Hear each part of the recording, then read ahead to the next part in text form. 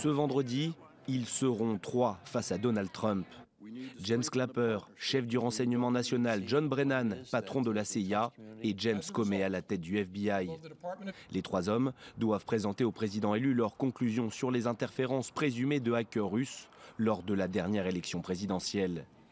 Selon eux, des pirates informatiques ont dérobé sur ordre de Moscou des informations confidentielles à des membres du Parti démocrate avant de les transférer à Wikileaks.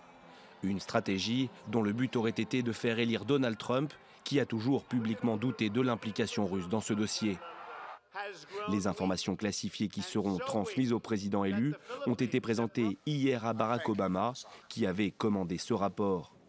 Mais hier, lors de son audition devant une commission du Sénat, James Clapper est resté vague. La Russie a clairement mené des cyberattaques agressives et des opérations d'espionnage.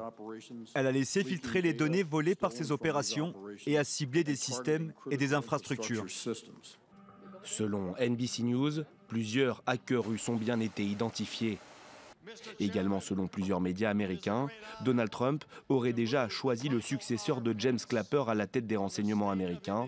Il s'agirait de Dan Coats, un sénateur interdit de séjour en Russie depuis 2014. Si elle se confirme, cette nomination pourrait être perçue comme un geste d'apaisement envers la communauté du renseignement. Avant de partir, James Clapper doit encore publier une version publique du rapport. Cela devrait intervenir dans le courant de la semaine prochaine.